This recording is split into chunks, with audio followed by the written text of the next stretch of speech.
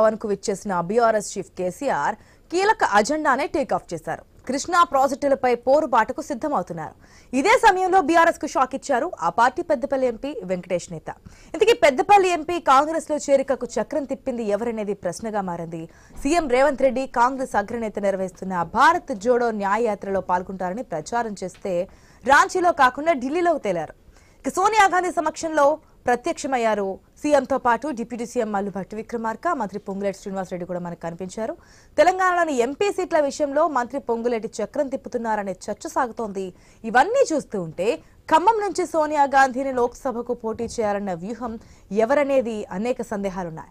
అయితే పొంగులేటి స్కెచ్ కు సోనియా గాంధీ రియాక్షన్ ఏంటనేది ప్రశ్న. తొందరలోనే అది రివీల్ కాబోతుందేమో, ఎందుకంటే పోటీ చేస్తారు చేరని తెలిసిన తర్వాత. మొత్తానికి హైకమాండ్ దగ్గర మార్కుల కోసం ఎవరి స్కెచ్ వారు వేస్తున్నట్లుగా కనిపిస్తోంది. సో చూద్దాం ఏం జరగబోతోంది. అదేవిధంగా ఎంపీలకి ఎమ్మెల్యేలు కూడా గాలం వేస్తున్నారు చాలా మంది. ఇప్పుడు వెంకటేష్ నేతకు కూడా సీట్ ఇస్తామన్న హామీతోనే కాంగ్రెస్ లో జాయిన్ అయి ఉన్నారు. ఇదంతా వెనకాలనే నడిపిస్తున్నది పొంగులేటి శ్రీనివాసరెడ్డేనా అనే ఒక ప్రశ్న వస్తోంది. అది ఎంతవరకు వాస్తవం? ఇక ప్రాజెక్టుల గురించి అదే విధానం కనిపిస్తుంది. నన్ను టచ్ చేస్తారా, నన్ను నా పార్టీని టచ్ చేయలేరు, దీని గురించి ప్రజల్లోనే వివరిద్దాం, 13వ తేదీన నల్గొండలో భారీ సభ నిర్వహిస్తాం, ప్రజలను తేల్చుకుందాం అనే విషయాన్ని తీసుకొస్తున్నారు. ఏం జరగబోతుంది తెలంగాణ స్టేట్లో, అది కూడా లోక్సభ ఎలక్షన్ సంబంధించి మాట్లాడదాం. మనతో పాటు డిబేట్లో పార్టిసిపేట్ చేస్తున్నారు మన్నెం కోటేశ్వరరావు గారు, పొలిటికల్ అనలిస్ట్, వాసుదేవరావు గారు ఉన్నారు, బీజేపీ నాయకులు, డాక్టర్ శివకుమార్ గారు ఉన్నారు, TPCC senior leader, doctor karate Raju Naik గారు ఉన్నారు, బీఆర్ఎస్ నాయకులు. వెరీ గుడ్ మార్నింగ్ అండి, వెల్కమ్ టు ద షో అందరికీ కూడా. మొదటిగా కోటేశ్వరరావు గారు గుడ్ మార్నింగ్ అండి. కోటేశ్వరరావు గారు, తెలంగాణ పాలిటిక్స్ మనం చూస్తూనే ఉన్నాం. ఏదైతే ఆఫ్టర్ లాంగ్ టైం ఎలక్షన్స్లో గెలిచిన తర్వాత మన ఎమ్మెల్యేగా ప్రమాణ స్వీకారం చేసి ఎల్పీ నేతగా బాధ్యతలు స్వీకరించిన తర్వాత నిన్న మొట్టమొదటిసారిగా మాజీ సీఎం కేసీఆర్ పొలిటికల్గా మాట్లాడడం, అధికార పక్షాన్ని విమర్శిస్తూ మాట్లాడడం మనం చూస్తున్నాం. అయితే ప్రజెంట్ తెలంగాణలో హాట్గా నడుస్తున్నటువంటి టాపిక్ కృష్ణా జలాల వివాదానికి సంబంధించి, ఆ వాటాకు సంబంధించి మనం చూస్తున్నాం. కాబట్టి అది ఏ విధంగా ఉండబోతుంది, ప్రజల్లోనే తేల్చుకుంటామంటున్నారు, అసెంబ్లీలో కూడా సవాల్ వేస్తున్నారు. కాబట్టి ఫస్ట్ వాటి గురించి మాట్లాడి ఎంపీ స్థానాల గురించి మాట్లాడదాం. కృష్ణా జలాలకు సంబంధించి గత 10 సంవత్సరాలుగా చర్చలు జరుగుతూనే ఉన్నాయి. టీవీల్లో కూడా చర్చలు సాగుతూనే ఉన్నాయి. ఇంకొక 10 సంవత్సరాలు లేదా 20 సంవత్సరాలు కూడా ఇదే విధమైనటువంటి చర్చలు కొనసాగే అవకాశాలు ఉన్నాయనేది నా అభిప్రాయం. ఎందుకంటే జల వివాదాలు అనేటువంటివి అంత తేలిగ్గా పరిష్కారం అయ్యాయి కాదు. పొరుగున ఉన్నటువంటి అంటే కర్ణాటక, తమిళనాడు మధ్య ఉన్నటువంటి కావేరీ జలాల వివాదం ఎన్ని దశాబ్దాలుగా నడుస్తా ఉందో ఇప్పటికీ అది ఒక కొలిక్కి రాలేదు అనేటువంటి అంశాన్ని మనం గమనించాలి. ఎందుకు అంటే జల న్యాయం ప్రకారం లేదా మన దేశంలోనూ అంతర్జాతీయంగా ఉన్నటువంటి చట్టాల ప్రకారం రాష్ట్రాలు విభజన లేకపోతే దేశ స్వాతంత్రం ఇటువంటి వాటితో నిమిత్తం లేకుండా ముందుగా ఏ ప్రాంతంలో అయితే ప్రాజెక్టులు కట్టారో ఆ ప్రాజెక్టులకి నీటి ప్రాధాన్యత ఇవ్వాలనేటువంటిది మొదటి సూత్రం. ఆ సూత్రం ప్రకారమే నీటి కేటాయింపులు ఉంటాయి తప్ప మేము కొత్తగా రాష్ట్రం విభజించుకున్నాము లేదా వేరే రాష్ట్రంగా ఏర్పడ్డాము దానికి అనుగుణంగా ఎప్పటికప్పుడు మార్పులు చేయాలంటే ఇవాళ ఉన్నటువంటి చట్టాలు కానివ్వండి, నీటి న్యాయం కానీ దాన్ని అంగీకరించేటువంటి అవకాశాలు లేవు. అందువలన ఒక రాష్ట్ర విభజన సందర్భంగా అంటే రాష్ట్ర విభజన కోసం జరిపినటువంటి ఆందోళనలో నీరు అనేటువంటిది కూడా ఒక ప్రధానమైనటువంటి మనోభావాలతోటి సాగింది. అందువలన ఆ మనోభావాలతో ముందుకు వచ్చినటువంటి వాళ్ళు, అధికారానికి వచ్చినటువంటి వాళ్ళు ఈ 10 సంవత్సరాల్లో సాధించింది ఏమీ లేదు. యథాతథ స్థితిని అంగీకరించారు. గతంలో అంటే రాష్ట్ర విభజన నాటికి ఏ రాష్ట్రానికి ఎంత శాతం వాటా, 299 టీఎంసీలు తెలంగాణకు, 500 చిల్లర ఆంధ్రప్రదేశ్కి అనేటువంటిది తాత్కాలిక ప్రాతిపదిక మీద ఆమోదించారు.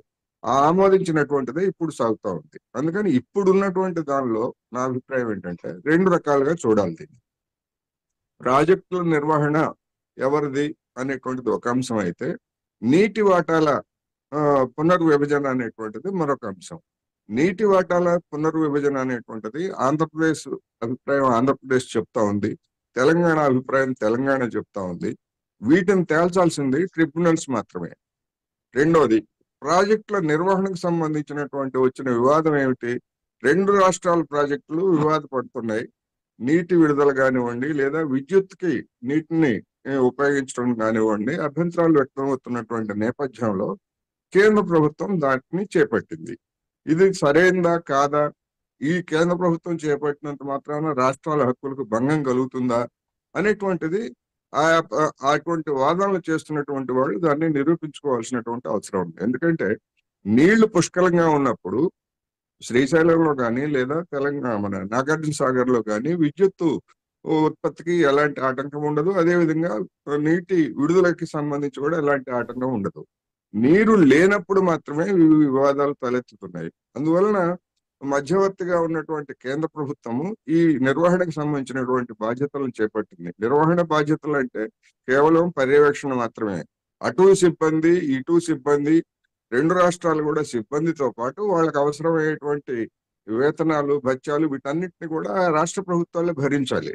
అందువలన రాష్ట్రాల మధ్య వచ్చినటువంటి ఈ పేచీని మరి సుప్రీంకోర్టు అన్నా పర్యవేక్షించాలి, లేదా కేంద్ర ప్రభుత్వం అయినా పర్యవేక్షించాలి తేలేంత వరకు. అందువల్ల ఇది తాత్కాలికమే. ఈ తాత్కాలికమైనటువంటి దాని మీద లొంగిపోయారు అనేటువంటిది ఇప్పుడు 2 అధికార పక్షం, అదేవిధంగా అధికార పక్షం అంటే కాంగ్రెస్ గతంలో ఉన్నటువంటి టిఆర్ఎస్ ప్రభుత్వమే లొంగిపోయింది, అంగీకరించింది అని వీళ్ళు ఆరోపణ చేస్తున్నారు. కాదు, మేము అటువంటి లొంగుబాటు మేము ప్రదర్శించలేదు, ఇప్పుడున్నటువంటి ప్రభుత్వమే దానికి అంగీకరించిందని చెప్పేసి బీఆర్ఎస్ చెప్తా ఉంది. అందుకని వాస్తవాలు ఏమిటనేటువంటిది ఆ మినిట్స్ కు సంబంధించినటువంటి శ్వేతపత్రాన్ని ప్రకటించేట్లయితే మీడియాకి, ప్రజలకి, అందరికి కూడా అర్థమవుతుంది ఎవరు చెప్పేది వాస్తవం, ఎవరు చెప్పేది అవాస్తవం, అసలు ఫ్యాక్ట్ ఏమిటనేటువంటిది తేలాల్సింది. అప్పటి వరకు ఆ పని చేయకుండా కేసీఆర్ నల్గొండలో ఆందోళన చేసినా, లేకపోతే ఇంకొకళ్ళు చేసినా, ఇది మన కాళేశ్వరం ప్రాజెక్టు మీద వచ్చినటువంటి అపప్రదను పక్కదారి పట్టించడానికి ఈ అంశాన్ని ముందుకు తీసుకొస్తున్నారని చెప్పేసి కాంగ్రెస్ విమర్శించిన, ఇవన్నీ కూడా ఏంటంటే జనం యొక్క దృష్టిని మళ్లించడానికి, జనం దృష్టిని ఆకర్షించడానికి చేసేటువంటి ప్రక్రియ అనేది నాకు. ఓకే, ఎస్ రాజనాయక్ గారు, గుడ్ మార్నింగ్ అండి. గుడ్ మార్నింగ్ అండి. రాజనాయక్ గారు, ఏంటి స్ట్రాటజీ? అపర చాణక్యుడు అంటుంటారు కేసీఆర్ని. రాజకీయంలో ఎట్లాగ, ఎవరితో, ఎప్పుడు, ఏ విధంగా ఉండాలనేది క్లియర్గా తెలుసు అనే విషయం అటు తెలంగాణ వాసులకే కాదు, కేసీఆర్ గురించి తెలిసిన ప్రతి ఒక్కరికి తెలుసు, రాజకీయంగా అయినా రాజకీయంగా కాకపోయినా. టాపిక్ డైవర్షన్ పాలిటిక్స్ జరుగుతున్నాయి అనేది ఒకటి తెర మీదకి వస్తుంది. ఎందుకంటే ఎంపీ ఎలక్షన్స్ దగ్గరకు వస్తున్నాయి కాబట్టి ఎంపీ ఎలక్షన్స్లో భారీ విజయం సాధించాలి, 17లో కనీసం 10 దాటైనా, లేదంటే 15 వరకైనా సరే సీట్లు సాధించాలనే విధానంలో బీఆర్ఎస్ ముందుకెళ్తుందని తెలుస్తోంది. కానీ ఏదైతే కాళేశ్వరం ప్రాజెక్ట్ని పక్కదారి పట్టించే విధంగా వెళ్ళబోతున్నారా, నీటి పంపకాలకు సంబంధించి గతంలో ఆర్గ్యుమెంట్ చేసినప్పుడు ఏ విధంగా చేస్తున్నారు, పక్క ప్రభుత్వానికి లాభం చేకూర్చే విధంగా జరిగినప్పుడు ఎందుకు మాట్లాడలేదు, నాగార్జున సాగర్ ఆక్రమించుకున్నప్పుడు కూడా ఏపీ పోలీసులు వచ్చి మాట్లాడుతున్నప్పుడు, అక్కడ గన్నులు పెట్టి వాళ్ళు ఆక్రమించినప్పుడు ఎందుకు మాట్లాడలేదు, ఎన్ని ప్రశ్నలు తెర మీదకి వస్తున్నాయి. మరి 13 నల్గొండ సభలు ఇవన్నీ వివరించే ప్రయత్నం చేస్తారా? ఇది జరుగుతుందా? నమస్కారం అండి. మీకు ప్యానెల్లో ఉన్న పెద్దలకు అందరికి కూడా నమస్కారం. ఐ న్యూస్ ప్రేక్షకులకు శుభోదయం. కొన్ని విషయాలు మనం మాట్లాడుకుంటే చాలా మంచిది. తెలంగాణ అస్తిత్వము, తెలంగాణ ఉద్యమం దేని మీద ప్రారంభమైంది, అసలు తెలంగాణ అస్తిత్వం కొరకు మేము ఎందుకు జైలుకు పోయినాం, ఎందుకు ఢిల్లీ పహరా పోలీసులు అంటే ఎక్కడనో కాశ్మీర్లో పహరా చేసే పోలీసులతో కూడా కొట్లాడినాం, ఇక్కడ ఆంధ్ర పెత్తనం గురించి కూడా ఎందుకు మాట్లాడినాం అనేది కొద్దిగా మనం అది మాట్లాడిన తర్వాత సబ్జెక్ట్ వస్తే బాగుంటది. ఆనాడు మేము ఏదైతే పెద్ద మనుషుల ఒప్పందం అవన్నీ కూడా ఫెయిల్ అయిపోయి తెలంగాణ ప్రజలు ద్వితీయ శ్రేణి పౌరులుగా ఉండి మా నీళ్లు, మా నిధులు, మా నియామకాలు పోయినాయని చెప్పేసి కదా గొడవ. మా నీళ్లు ప్రధాన సమస్య, రైతులకు సంబంధించి ప్రధాన సమస్య నీళ్లు. 10 ఏళ్ల పాటు మేము అధికారంలో ఉన్నాం. కృష్ణా రివర్ బోర్డు మేనేజ్మెంట్ ఏదైతే, కృష్ణా బోర్డు మేనేజ్మెంట్ ఏదైతే ఉందో దాంట్లో మేము చాలా సార్లు కూర్చున్నాం, మీటింగ్లు కూడా జరిగినాయి. మీటింగ్లు జరిగితే ఈ 10 ఏళ్లలో మేము ఏనాడు ఒప్పుకోలేదని చెప్పేసి మేము క్లియర్ గా అన్ని మినిట్స్ తీసుకొచ్చి చూపించాం. కేంద్ర జలశక్తి పార్లమెంట్ లో అడిగినటువంటి ప్రశ్నలు కానీ, మేము కాళేశ్వరం గురించి కానీ, లేకపోతే ఇప్పుడు ఉన్నటువంటి ఈ 15 కాంపోనెంట్స్ ఏవైతే కృష్ణా నది ఏదైతే ఉందో ఆ కృష్ణా నది పైన ఉన్నటువంటి తెలంగాణకు సంబంధించినటువంటి 15 కాంపోనెంట్స్ ఏవైతే ఉన్నాయో దీనిపైన ఏ నాడు కూడా కేసీఆర్ గారి కేసీఆర్ గారు చాలా సార్లు చెప్పారు, కేసీఆర్ గారి గొంతు పైన కత్తి పెట్టినా కూడా మా నీళ్లు వదిలిపెట్టే ప్రసక్తే లేదని చెప్పేసి కేసీఆర్ గారు చెప్పారు. అదే విధంగా ఈ 10 ఏళ్ల పాటు మేము ఎక్కడ కూడా మా ఒక్క చుక్క నీరు కూడా మాకు వచ్చేవంటి హక్కుతో మేము సాధించుకున్నాం, మా దగ్గరనే ఉన్నది. ఎవరు కూడా మా కనీసం ఆంధ్ర గాని లేకపోతే ఆ కేంద్ర ప్రభుత్వం మా పైన పెత్తనం చెలాయించే పరిస్థితి లేకుండే. దురదృష్టవశాత్తు ఏంటంటే నిక్కరేసుకున్నటువంటి వ్యక్తి ఈరోజు రాష్ట్ర ముఖ్యమంత్రి అయిపోయి ఆ ముసుగులో ఉన్నటువంటి వ్యక్తి బీజేపీ కలవగానే, అంటే నిక్కరేసుకున్న వ్యక్తి మోడీ గారిని కలిసిన తర్వాతనే తెలంగాణ రాష్ట్రంలో సమస్యలన్నింటి స్టార్ట్ అయింది.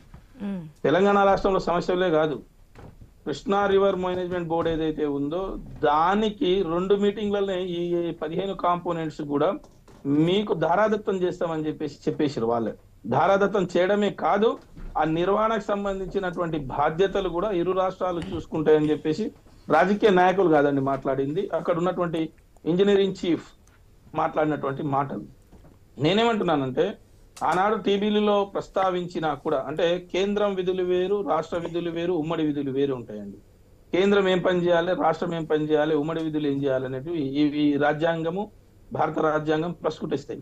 కానీ మన కోటేశ్వరరావు గారు కూడా మేధావి, ఎందుకో నాకు కాస్త కొద్ది అనుమానం వచ్చింది. ఏంటంటే నాగార్జున సాగర్ లో పహరా పోలీసులు వచ్చిరంటే, నాగార్జున సాగర్ లో ఎలక్షన్ ఒక 2 రోజుల ముందు వచ్చిరంటే, మరి రాష్ట్ర ముఖ్యమంత్రి అపధర్మ ముఖ్యమంత్రి ఏ నిర్ణయాలన్నా తీసుకోవచ్చా? రాజ్యాంగానికి దానికి అనుమతి ఉందా? మరి ఎలక్షన్ కమిషన్ ఆ రకంగా అవకాశం ఇస్తుందా?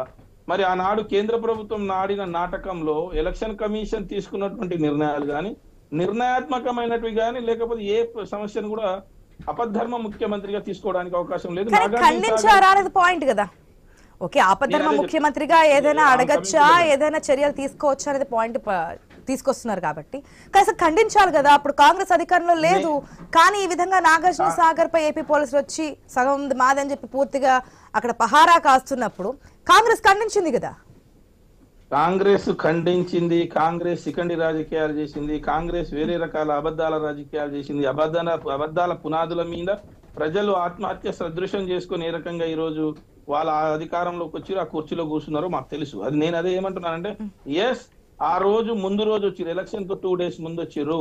ఎలక్షన్ 2 days ముందు 48 గంటల ముందు ఎలక్షన్ నిబంధనల ప్రకారము ఎలాంటి ఎలక్షన్ ఏవి లేవు, మాట్లాడకూడదు, ఎన్నికలకు సంబంధించి మాట్లాడకూడదు. గౌరవ పెద్దలు కోటేశ్వరరావు గారు చెప్పాలి అది ఇది నిజమా కాదా అనేది. ఎందుకంటే నేను ఒక PhD డాక్టరేట్ ని, PDF డాక్టరేట్ ని, కాబట్టి నాకు తెలిసినటువంటి రాజ్యాంగం, నాకు తెలిసినటువంటి విద్య ఇది. ఎందుకంటే 48 గంటల ముందు ఎలాంటి రాజకీయ ప్రకటనలు గాని, ఎలాంటి ఉద్రిక్తకు సంబంధించినటువంటివి గాని మాట్లాడకూడదు అనేది భారత రాజ్యాంగం సంబంధించి భారత ఎన్నికల నియమావళి అది. అయితే సరే, తర్వాత కూడా కాంగ్రెస్ మాట్లాడిన తర్వాత కూడా రాష్ట్రంలో అల్లలు జరిగే పరిస్థితులు ఉన్నాయి. దీని గురించి మీరు మాట్లాడద్దు, కేంద్రం జోక్యం చేసుకుంటుంది, మేము చూసుకుంటామని చెప్పి మొత్తం కూడా సెంట్రల్ కంట్రోల్లోకి వెళ్ళింది.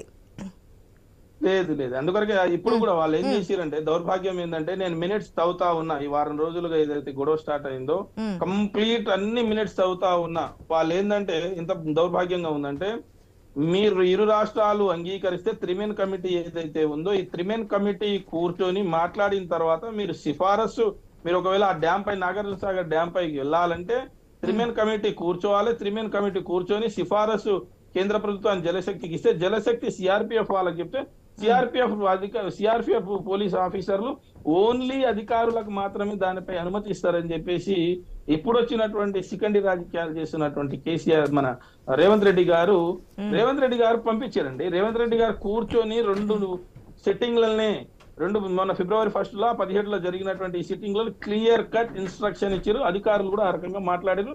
తెలంగాణ గొంతు పైన కత్తి పెట్టే ప్రక్రియను చేపట్టారు. దురదృష్టవశాత్తు ఏంటంటే, ఇంకా ఏం మాట్లాడతారంటే, వాళ్ళు 4 అడుగులు ముందెక్కేసి సమైక్య రాష్ట్రంలో మా పాలన బాగుండే, సమైక్య రాష్ట్రంలో పాలన బాగుండే, సమైక్య రాష్ట్రంలో మా జీవితాలు బాగుండే అని చెప్తున్నారు. సమైక్య రాష్ట్రంలో జీవితాలు బాగుంటే మరి ఇంతమంది ప్రాణత్యాగం చేసినటువంటి తెలంగాణ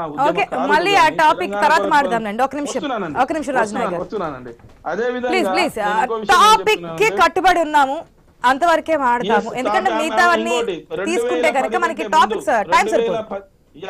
2010 కంటే ముందు మేడం, 2010 కంటే ముందు కృష్ణా నది జలాల వాటా ఎంత, అసలు 2014 కంటే ముందు అసలు ఎన్ని వరదలు వచ్చినాయి, కృష్ణా నది బ్యాక్ వాటర్ ఎంత ఉంది, అసలు ఆ వాటర్ మన విద్యుత్ కొన్ని రోజులు ఎందుకు నాగార్జున సాగర్ లో శ్రీశైలంలో విద్యుత్ కూడా ఎందుకు ఆపినాము, ఒకానొక దశలో ముంపు నీళ్లు అంటే మన వాటర్ నిర్వహణ చేసేటప్పుడు ఎన్ని నీళ్లు ఉన్నాయి, ఎన్ని సరిపోతాయి అనేది మనం కొంత బ్యాక్ గా వెళ్ళి ఒక 40-50 సంవత్సరాలు కానీ 100 సంవత్సరాల మనం అక్కడ నీటి నిల్వలను లెక్కలు చూసినట్లయితే బాగుంటది. ఎందుకంటే భవిష్యత్తులో సరే ఈ రోజు అంటే నీళ్లు బ్రహ్మాండంగా ఉన్నాయి, ఎవరికి ఇబ్బంది లేదు, కాస్త అటు ఇటు అని ఏదైనా కుడియడం అయితే సరిపోతుంది అన్నట్టు మాట్లాడుతారు. కానీ నేనేమంటున్నా అంటే సరిగ్గా 45 ఏళ్ల కిందట తెలంగాణ అంటే ఆ సమైక్య రాష్ట్రం ఉన్నప్పుడు ఇక్కడ డ్రాట్ ఏర్పడ్డప్పుడు భయంకరమైనటువంటి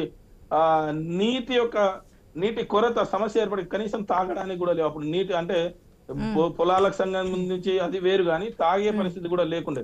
ఆ కృష్ణా గాని గోదావరి బేసిన్లలో నీళ్లు లేవు. అప్పుడే సమస్య అనేది ఉద్భవిస్తుంది. పోతిరెడ్డిపాడు గురించి మాట్లాడతారు వీళ్ళు. పోతిరెడ్డిపాడు గురించి మా వాళ్ళు ఏదైతే మాకు అప్పుడు ఉన్నటువంటి ప్రభుత్వంలో ఉన్నటువంటి మేము భాగస్వామ్యంగా ఉన్నటువంటి పోతిరెడ్డి కొరకే తమ పదవులకు రాజీనామా గడ్డిపోచలేక తీసి పడేసి వచ్చారు పోతిరెడ్డిని వ్యతిరేకిస్తూ. కానీ ఈ రోజు మళ్ళీ వాళ్ళు మాట్లాడతారు పోతిరెడ్డి గురించి.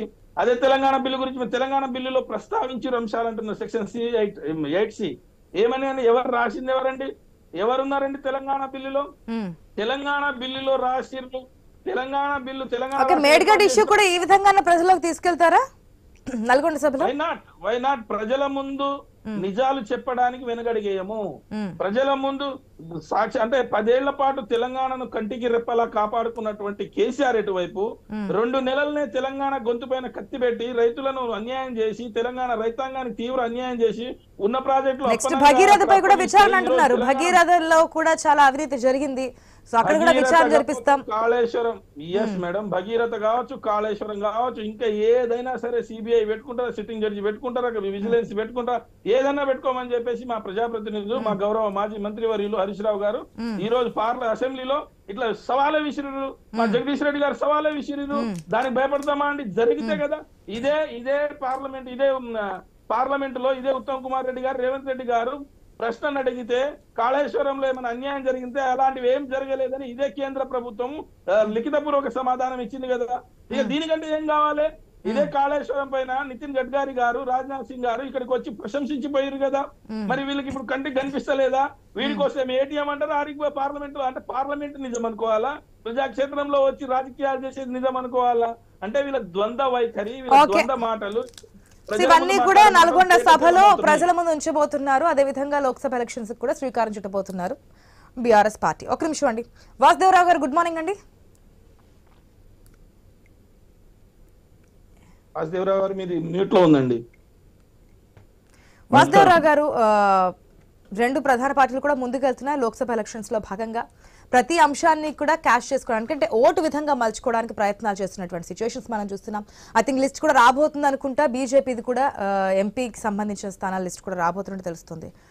ఏంటి గత నుంచి మారుతూ ఉన్నాం. ఐ థింక్ లాస్ట్ డిబేట్ లో కూడా వాటర్ డిస్ట్రిబ్యూషన్స్ గురించి, వాటా గురించి కేంద్రానికి ఎవరు అప్పగించారు, దీన్ని ఏ విధంగా సాల్వ్ చేయాలి, పరిష్కారం ఏంటి అనేది మాట్లాడున్నాం. రాష్ట్రం జరుగుతున్నటువంటి పరిస్థితులు, ఈ నీటి పంపకాలు, ఈ ప్రాజెక్టుల విచారణ, అక్రమాలు, అవినీతి ఇవన్నీ చూస్తున్నారు. మరి కేంద్రం ఏం చెప్తుంది, ఏం చేయబోతుంది? ముందుగా ఐ న్యూస్ ప్రేక్షకులు అలాగే ప్యానల్ ఉన్న ఇతర పెద్దలకి, కోటేశ్వర గారికి అందరికీ నమస్కారాలు తెలియజేస్తూ, ముఖ్యంగా ఈ 2 రాష్ట్ర ప్రభుత్వాలు రాజకీయ పరంగా కొట్లాడుకోవటం కంటే కూడా, ఎందుకంటే మొన్నటిదాకా అక్కడ జగన్మోహన్ రెడ్డి గారు, కేసీఆర్ గారు మంచి మిత్రులు, కేటీఆర్ గారు జగన్మోహన్ రెడ్డి గారినప్పుడు పెద్దనల్లాగా భావించే వ్యక్తి. మరి ఇద్దరు సఖ్యతగా ఉన్న ప్రభుత్వాలే. కానీ రాష్ట్ర ప్రయోజనాలు వచ్చేసరికల్లా వాళ్ళ రాజకీయ ప్రయోజనాల కంటే వాళ్ళ రాజకీయ ప్రయోజనాలే పెద్దపీట వేసి ఈ రోజు మనం జరుగుతున్న తతంగం అంతా చూస్తున్నాం. ఎలక్షన్స్ ముందు ఏ విధంగా ఎలక్షన్ ముందు రోజు ఏ విధంగా తంతు చేశారు, స్టంట్ చేశారు, అవన్నీ మనం చూస్తున్నాం. అయితే ఇప్పుడు ఈ 2 రాష్ట్రాల మధ్య వివాదం ఉన్నప్పుడు కనీసంగా మనం ఒక మీడియేషన్ కి ఒప్పుకోవాలి. లేకపోతే ఏమవుతుంది, ఇప్పుడు మనం కోర్టులకు వెళ్లే ముందు కూడా ఇప్పుడు చాలా మంది పెద్దలు ఏం చెప్తారంటే ఇంట్లో కూర్చొని మాట్లాడుకోండి, లేదా పెద్ద మనుషులతో మాట్లాడుకోండి, ఆ తర్వాత కోర్టుకు వెళ్ళండి, లేదా కోర్టులకు వెళ్తే వాద్యం అది ఎప్పుడు అట్లా సంవత్సరాలు తరాలు బట్టి వెళ్ళిపోతుంది. అదేదో పెద్ద తప్పు అయిపోయినట్టుగా అంటే సిఆర్బి కేంద్ర ప్రభుత్వం యొక్క వాటర్ బోర్డు అదేమి బయట దేశాంతో లేదు, ఇంకోటి కాదు. అది అప్పచెప్పేశారంటే ఏదో పక్కన పాకిస్తాన్కు బంగ్లాదేశ్కి చేసినట్టుగా మాట్లాడుతున్నారు. అంటే ఈ యొక్క వివాదం యొక్క పరిష్కారం కంటే ఇప్పుడు ఇద్దరం నాది అంటే ఇంక మూడో మనిషి వస్తేనే ఎవరిదేని తెలియదు. ఆ యొక్క దిశగా వెళ్లకుండా రాజకీయంగానే మాట్లాడితే మళ్ళీ ఎన్నికలు ఉన్నాయి కదా, 2 నెలల్లో ఎన్నికలు ఉన్నాయి, 2 నెలల్లో మళ్ళీ ఎన్నికల యొక్క దృష్ట్యానే మళ్ళా ఈ 2 రాజకీయ పార్టీలు 2 ఈ ప్రభుత్వాలు కూడా ఇదే పనిచేస్తుంది. కానీ ప్రజలు మాత్రం గమనిస్తున్నారు. మనం ఒకప్పుడు అన్నదమ్ముల్లాగా ఉన్నాం, అన్నదమ్ముల్లాగా విడిపోవాలని చెప్పిన నాయకులందరూ కూడా ఇప్పుడు మా అన్నయ్య కొంచెం ఎక్కువ పెట్టారు, మా తమ్ముడికి ఎక్కువ పెట్టారు కొట్టుకుని హాస్యాస్పదం, అది దుర్మార్గం కూడా. కాబట్టి ఒక భారతదేశంలో సమగ్రంగా ఒక దేశం ఇది మాకు దేశంలో అన్ని రాష్ట్రాలు ఒక అన్నదమ్ముల్లాగా అక్క చెల్లెల్లాగా ఉండాలి. కాబట్టి పట్టు విడుపుల అవసరం. ₹1 అట ₹1 ఇట అంటే నష్టం రాకుండా కాబట్టి చూసుకోవాల్సిన బాధ్యత నాయకుల మీద బాధ్యతాయుతంగా మాట్లాడవలసిన అవసరం ఎంత. ఎందుకంటే కాంగ్రెస్ పార్టీ జాతీయ పార్టీ ఇక్కడ అధికారంలో ఉండి ఆంధ్రులు దోచుకుంటున్నారంటే రేపు ఆంధ్రప్రదేశ్కి వెళ్ళి ఏం చెప్తారు అంటే బీఆర్ఎస్ కూడా అంటే ఒకప్పుడు టీఆర్ఎస్ బీఆర్ఎస్ అయింది, మేము మొత్తం జాతిని ఉద్ధరిస్తామని చెప్పి దేశకి నేత అని కేసీఆర్ గారు బయలుదేరి. మరి దేశకి నేత అయితే ఇప్పుడు అక్కడ అక్క చెల్లి ఉన్నారు, కేటీఆర్ గారు కవిత గారు. కేటీఆర్ మంత్రి పదవి వచ్చింది, మనం కవిత గారు ఓడిపోగానే ఏం చేశారు, తండ్రికి ఏం చేశారు, వెంటనే ఎమ్మెల్సీ ఇప్పించింది. తప్ప అది మరి తప్పు అంటే ఇది కూడా తప్పు అవుతుంది. అంటే రాజకీయంగా ఒక తండ్రి ఏం చేస్తాడు, ఇద్దరిని సమానం చూసుకుంటాడు. మరి అదేవిధంగా జాతీయ పార్టీలైన 2 అంటే జాతీయ పార్టీకి చెప్పుకునే బీఆర్ఎస్ మరి అక్కడ ఆంధ్రలో దోచిపెట్టారంటే అది ఎంత మాత్రం దుర్మార్గం. కాబట్టి ప్రజలు గమనిస్తున్నారు. రాజకీయాలు కొంచెం పక్కన పెట్టి ఇటువంటి వివాదాలు అంటే మనం కొట్టాడాల్సింది చాలా ఉన్నాయి. ఇంకా అటు పక్క పాకిస్తానో, ఇటు పక్క మరి చైనానో, ఇంకో పక్కన మాల్దీవ్స్ ద్వారా వస్తున్న వీళ్ళ మీద కాన్సన్ట్రేట్ చేయండి. అంతేగాని అన్నదమ్ముల మధ్య అక్క చెల్లెల మీద అంతకుముందు బాగుంది రాష్ట్రం మళ్ళీ బాగుంటున్నప్పుడు ఎందుకు కొట్టున్నట్టు కాంగ్రెస్ అంటే మేమే తెచ్చామంటుంది. మన దాకా ఇప్పుడు ఏం చెప్పారు కాంగ్రెస్, మేమే అసలు మొత్తం ఈ తెలంగాణ ఇచ్చింది మేము, బాగున్నప్పుడు ఎందుకు ఇచ్చినాను? ఇందాక రేవంత్ రెడ్డి గారు చెప్పినట్టు బాగుంటే ఎందుకు ఇచ్చినట్టు మరి అప్పుడే జీవితాలు బాగున్నప్పుడు అసలు విడగొట్టకూడదు. విడగొట్టిన తర్వాత మళ్ళీ రేపు వెళ్ళి నాకు ప్రభుత్వం నేను స్థాపిస్తాను అక్కడ కాంగ్రెస్ గవర్నమెంట్ వస్తుంది ఆంధ్రాలో అని చెప్పి అన్నదమ్ముల మధ్యలో అక్క వైఎస్ఆర్ టీపీని తీసుకెళ్లి మన ఆంధ్రప్రదేశ్ కాంగ్రెస్ జాయిన్ అయింది అక్క. అంత గందరగోళం పరిస్థితులు ఉన్నారు. కాబట్టి దయచేసి కేంద్ర ప్రభుత్వానికి 2 రాష్ట్రాలు కూడా 2 కళ్ళు లాంటివి. ఆ కేంద్ర బోర్డు ఎవరికి అన్యాయం చేయాలో ఒకరికి న్యాయం ఏ తల్లిదండ్రులకు ఉండదు. కాబట్టి దయచేసి కొంత రాజకీయాలు పక్కన పెట్టి 10 సంవత్సరాలైంది ఇంకా విభజన హామీల అమలు గురించే కొట్లాడుతూ ఉన్నారు. ఢిల్లీకి వెళ్తే విభజన హామీలు అమలు చేయాలనే మాట్లాడుతూ ఉన్నారు. మరి అదే తల్లాంటి కేంద్రం, న్యాయం చేయాల్సిన బాధ్యత ఉన్నటువంటి కేంద్రం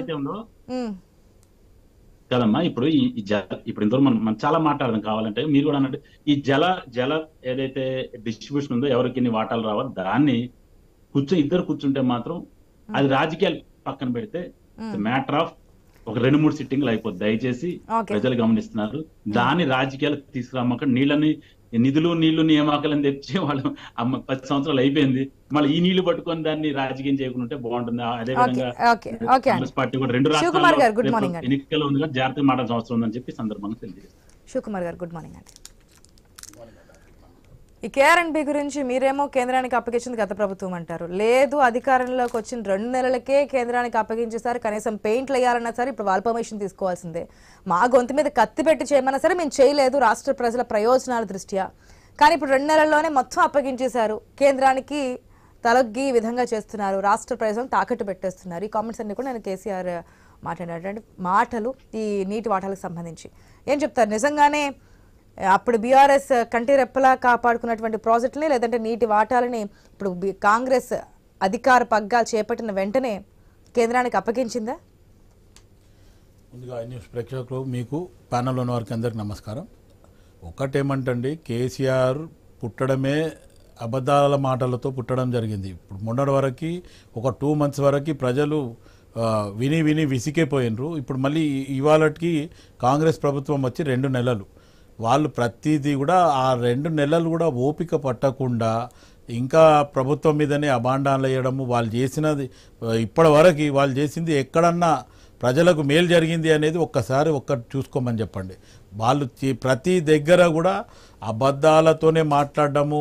వాళ్ళ గతంలో ఉన్న ముఖ్యమంత్రి అయినా సరే, షాడో ముఖ్యమంత్రి అయినా సరే, మంత్రులైనా సరే, ఈరోజు కూడా వాళ్ళు ఇంకా ఈ 2 నెలలు అయింది ప్రజలు దెబ్బ కొడితే మొత్తానికి ప్రభుత్వమే కూలిపోయింది. అటువంటిది ఈరోజు ఇంకా మేము ప్రభుత్వంలోనే ఉన్నాం, మేమే అధికారంలో ఉన్నాం అనేది ప్రజలను ఇంకా మభ్యపెట్టాలని చూస్తున్నారు. కానీ ఇక్కడ ఈరోజు ప్రస్తుతం ఉన్న ప్రభుత్వం, కాంగ్రెస్ పార్టీ ప్రభుత్వం, రేవంత్ రెడ్డి గారు ముఖ్యమంత్రి అధ్యక్షన మిగతా మంత్రులందరూ కూడా ఒక సమిష్టిగా వెళ్ళి ప్రజలకు ఏ దిశగా మేలు జరుగుతుంది అనే ఉద్దేశంతోనే పనిచేయడం జరుగుతుంది. కానీ ఈరోజు ఉన్న ప్రస్తుత బీఆర్ఎస్ టీం అంతా మొత్తానికి ప్రభుత్వాన్ని ఎక్కడ పడితే అక్కడ డిస్టర్బ్ చేయడము, లేకపోతే ఈ 9.5 సంవత్సరాలలో వాళ్ళ గుర్తురాని అని ఇన్ని 9.5 సంవత్సరాలు మా నిద్రావస్థలో ఉండి ఈరోజే మేల్కున్నట్టు, ఈరోజే కొత్తగా వాళ్ళకు ఏదో గుర్తొచ్చినట్టు చెప్పడము, ఇటువంటి పరిస్థితుల్లో వాళ్ళు మాట్లాడడం జరుగుతుంది.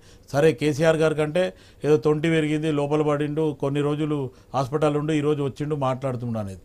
మొత్తానికి ఈరోజు ఇప్పటికి కూడా ఇంకా ప్రజలని మాయ మాటలలోనే పెట్టి ప్రజలని మభ్యపెట్టడానికి ప్రయత్నించడం తప్ప ఇప్పుడు ఇంకొక మార్చ్ ఏప్రిల్లో ఏదైతే ఎంపీ ఎలక్షన్ ఉందో, పార్లమెంట్ ఎలక్షన్స్ ఉన్నాయో దానికి మళ్ళీ ఎట్లా అబద్ధాలు చెప్పాలా, ప్రజల్ని ఎట్లా మాయ మాటలు చెప్పాలా, మనం ఎట్లా ఓట్లు మళ్లించుకోవాలనేది ఉంది. కానీ ప్రజలకు ఈరోజు ఖచ్చితంగా 9.5 సంవత్సరాలు మీకు ఇచ్చిన అవకాశం మీరు ఏం చేసిండ్రు అనేది ప్రజలకు ఉంది. ఆర్ ఈ 2 నెలల్లో కాంగ్రెస్ పార్టీ చేసిన అభివృద్ధి ఏంది అనేది కూడా ప్రజల్లో ఉంది. ఖచ్చితంగా ప్రజలు ప్రతిదీ కూడా గమనిస్తున్నారు. వాళ్ళు ఎక్కడ ఏ టైంలో ఏం యాక్షన్ తీసుకోవాలా, ఏం రిజల్ట్స్ ఇవ్వాలనేది ప్రజలు ఖచ్చితంగా ఇస్తున్నారు. వీళ్ళు చెప్పే మాటలు ఎక్కడ కూడా ప్రజలు ఇప్పుడు ప్రస్తుతానికి అయితే నమ్మరు. వాళ్ళ పరిస్థితి ఇవన్నీ కూడా అంటే ఒకటి కొంతమంది అనలిస్టుల దగ్గర నుంచి కానీ, లేదంటే ఇప్పుడు బీజేపీ నాయకులు వాసుదేవరావు గారు మాట్లాడింది కానీ, కలిసి కూర్చొని మాట్లాడుకుంటే పరిష్కారం అవుతుంది. ఇక్కడ రాజకీయాలకు అతీతంగా, అంటే రాజకీయ నాయకులు కాబట్టి రాజకీయంగా ఓటు బ్యాంక్ గురించి ఆలోచిస్తున్నాం, రాష్ట్ర ప్రయోజనాల కోసం ఈ రాజకీయాలు పక్కన పెట్టి కూర్చొని మాట్లాడుకుంటే 50:50 రేషియోలో ఓకే అనుకుని ముందుకెళ్తే ఈ సమస్య క్లియర్ అవుతుంది. కానీ ఈ విధంగా రాజకీయాలు చేసుకుంటూ పోతే ఎంతవరకు సాధ్యమవుతుంది అనే ఒక ప్రశ్న ఉత్పన్నమవుతుంది కదా. ఆశా గారు, మీరు అన్నట్టు కానీ లేకపోతే అనలిస్టులు చెప్పింది కూడా వాస్తవం. ఈరోజు కాంగ్రెస్ పార్టీ ఎక్కడ కూడా తగాదాకు పోయే ఆలోచన లేదు. కాంగ్రెస్ పార్టీ ఖచ్చితంగా ప్రధానమంత్రి గారిని, కేంద్ర హోంమంత్రి గారిని కూడా మర్యాదపూర్వకంగా కలిసి రాష్ట్ర విభజన. మరొక పాయింట్ కూడా శివకుమార్ గారు చెప్పండి, మొన్న రేవంత్ రెడ్డి చెప్పున్నారు సీఎం జగన్ కి ఈ విధంగా చేస్తున్నారు అని చెప్పి. అంటే పక్క రాష్ట్రంతో కలిసిమెలిసి ఇంతకుముందు వాసుదేవరావు గారు చెప్పిన విధంగా పక్క రాష్ట్ర ముఖ్యమంత్రితో సఖ్యతగా ఉండి విభజన హామీలు అమలు చేసుకోండి అంటే టీడీపీ గవర్నమెంట్ ఉన్నంతసేపు కూడా ఏదైతే కదలలేదో అది అందరికీ తెలిసిన విషయమే గతం. కాబట్టి వైసీపీ వచ్చిన తర్వాత దాదాపుగా కొన్ని సమస్యలు పరిష్కారమయ్యాయి, కొన్ని ఇంకా పెండింగ్ లో ఉన్నాయి. విభజన హామీల గురించి ఇప్పటికీ కేంద్రాన్ని అడుగుతూ ఉన్నారు. నెక్స్ట్ ఒకవేళ ఏపీలో పొత్తులో ఉన్నటువంటి గవర్నమెంట్ వస్తే అప్పుడేమైనా సానుకూలంగా స్పందించి ఇవి క్లియర్ చేసుకునే అవకాశం ఉందా కాంగ్రెస్?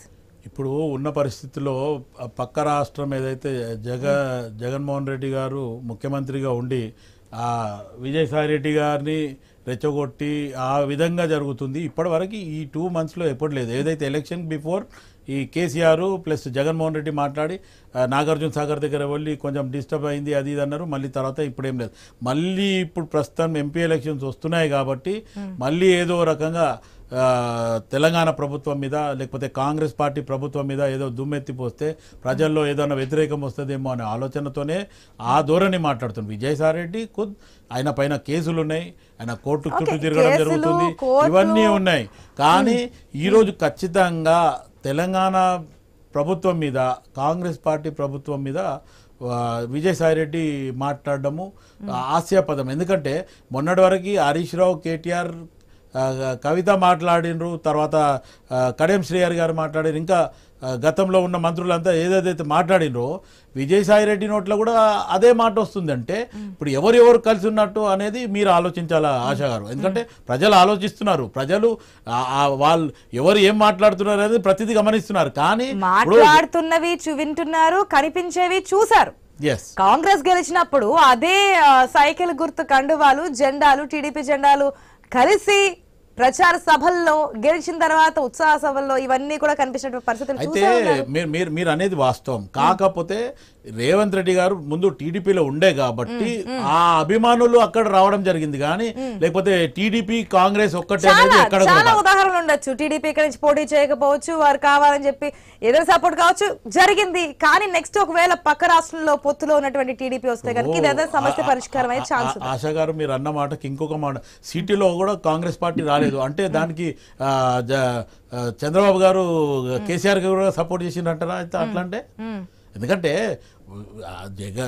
రేవంత్ రెడ్డి గారి అభిమానం మీద జనాలు కానీ అక్కడలో ఉన్న అభిమానులు కానీ రావడం జరిగింది. అంతేగాని ఒకవేళ చంద్రబాబు నాయుడు గారే వాతావరణం ఉండదంటారా? చంద్రబాబు నాయుడు గారే వాతావరణం ఉండదంటారా? ఖచ్చితంగా ఉండాలండి. నేను అనేది ఏమంటే కాంగ్రెస్ పార్టీ అటు దానికి ఈ రోజు ఖచ్చితంగా ముందుకెళ్ళి ఖచ్చితంగా సామరస్యంగానే పరిష్కరించడానికి ఆలోచిస్తున్నాం తప్ప ఖచ్చితంగా ఏదో బార్డర్ మీద ఉండి ఫైట్ చేసినట్టు ఏముండదు. ఖచ్చితంగా సామరస్యంగానే పరిష్కరించడం. అది దానికి ఒక నిదర్శనం ఏంది, ఈరోజు ప్రధానమంత్రి గారిని ముఖ్యమంత్రి ఉప ముఖ్యమంత్రి గారు వెళ్ళి కలవడము, తర్వాత అమిత్ షా గారిని కలవడము, ఇదంతా కూడా ఒక మర్యాద పూర్వకంగా ఆదాన్ని కలవడం. మళ్ళీ అది ఇక్కడ కాదు కదండి, అది ఎక్కడైనా సరే పెట్టుబడులు తీసుకురావడం జరిగింది కదా. ఇవన్నీ కూడా పొలిటికల్ గా జరుగుతున్నటువంటి రచ్చ రాజకీయాలు. ఒక నిమిషం అండి కోటేశ్వరరావు గారు, ఓకే, ఈ నీటి వాటాల గురించి రాజకీయంగా చేస్తారా లేదంటే ప్రజలు ఏ విధంగా చేస్తారనేది చూద్దాం. లోక్సభ ఎన్నికలు నిన్నటి వరకు ఏదైతే ప్రజల్లోకి రానటువంటి కేసీఆర్ ప్రజల్లోకి వచ్చున్నారు, ఎమ్మెల్యేగా ప్రమాణ స్వీకారం చేస్తున్నారు, ఎల్పీ నేతగా బాధ్యతలు స్వీకరించున్నారు, నిన్న తెలంగాణ భవన్లో కూడా మాట్లాడున్నారు. ఇప్పటి నుంచి ఏ విధంగా ఉంటుందనుకోవచ్చు? త్రిముఖ పోటీ అయితే మనకు కనిపిస్తుంది. ఎందుకంటే జాతీయ పార్టీలు మెయిన్గా కావాల్సింది ఎంపీ స్థానాలు. అసెంబ్లీలో ఎన్ని గెలిచారని పక్కన పెడితే ఎంపీ స్థానాలు చాలా కీలకం. జాతీయ పార్టీలు రెండింటికి కూడా, అటు బీజేపీ ఇటు కాంగ్రెస్కి రెండు టఫ్ ఫైట్ ఇస్తున్నాయి. బీఆర్ఎస్ కూడా మేము తెలంగాణ ప్రజల గొంతు వినిపించాలంటే బీఆర్ఎస్ పార్లమెంట్లో ఉండాలి కాబట్టి బీఆర్ఎస్ ఎంపీలు గెలవాలి, అసెంబ్లీ ఎన్నికలు చేసిన పొరపాట్లు ఇక్కడ చేయొద్దు అనే విధంగా ముందుకెళ్తున్నారు. ఈ 2 నెలల కాలంలో కాంగ్రెస్ చేసినటువంటి కొన్ని తప్పిదాలు లేదంటే ఏదైతే ప్రతిపక్ష పార్టీ ఎంచుకుంటుంది ఇవన్నీ కూడా చూసుకుని ముందుకెళ్లే అవకాశం కనిపిస్తుంది. కానీ మెయిన్ లీడర్స్ ఇక్కడ సోనియా గాంధీ వచ్చి ఖమ్మం నుంచి పోటీ చేస్తారనో లేదా మెదక్ నుంచి కేసీఆర్ వచ్చి పోటీ చేస్తారనో ఈ విధమైన వెర్షన్స్ కూడా వినిపిస్తున్నాయి కదా. ఎంతవరకు జరిగితే అవకాశం ఉంది, ఎంతవరకు మేలు అనుకోవచ్చు? దాని గురించి మాట్లాడబోయే ముందు ఒక చిన్న క్లారిఫికేషన్. మన బీఆర్ఎస్ ప్రతినిధి నవంబర్ 30 జరిగినటువంటి సాగర్ ఉదంతం గురించి చెప్పారు. నేను అసలు ఆ ఉదంతాన్ని ప్రస్తావించలేదు. ఒకటి, అది ఆంధ్రప్రదేశ్ చేసినటువంటి తప్పు, చట్ట ఉల్లంఘన, లేకపోతే స్టేటస్ కొన్ని ఉల్లంఘించడం తప్ప మరొకటి కాదు. అది ఎందుకు చేశారంటే ఆంధ్రప్రదేశ్ లో ఉన్నటువంటి రాజకీయాల్లో మేము చూడండి మేము నీళ్లు తీసుకొచ్చామని చెప్పేసి అక్కడ ఉన్నటువంటి వాళ్ళకి చెప్పుకునేందుకు వైసీపీ ఆడినటువంటి ఒక డ్రామా. ఆ డ్రామా ప్రకారం అయినా కానీ నిబంధనల మేరకే అంత 5 టీఎంసీలు నీళ్లు వాళ్ళకి ఎట్లాగో ఇవ్వాలి, అదే ఇచ్చారు. కాకపోతే ఏంటంటే దాన్ని రాజకీయంగా నాటకీయంగా చేశారు తప్ప దాన్ని నేను సమర్థించట్లేదు ఆ చర్యను అనేటువంటిది ఈ సందర్భంగా చెప్తున్నా. ఇక లోక్సభ ఎన్నికల విషయానికి వస్తే సరే, ఎవరి రాజకీయాలు వాళ్ళు చేస్తారు, అదేమి రాజకీయాలు చేయటం తప్పేమీ కాదు. సోనియా గాంధీ వచ్చి నల్లగొండలో పోటీ చేస్తారా, ఖమ్మంలో పోటీ చేస్తారా, లేకపోతే ఆమె ఆరోగ్య కారణాల రీత్యా ఈసారి పోటీకి దూరంగా ఉంటారా అనేటువంటిది ఒక ప్రశ్న. ఒకవేళ సోనియా గాంధీ గనక వచ్చి తెలంగాణలో గనక పోటీ చేసేట్లయితే దేశంలో ఉత్తరప్రదేశ్ లో కాంగ్రెస్ పరిస్థితి ఏమవుతుంది? ఎందుకంటే అక్కడ నాయకురాలకు అక్కడ గ్యారంటీ లేకనే ఇక్కడికి వచ్చి పోటీ చేస్తున్నారు అనేటువంటి అభిప్రాయాన్ని అక్కడ ఉన్నటువంటి రాజకీయ ప్రత్యర్థులు ప్రచారం చేసేటువంటి అవకాశం ఉంటుంది.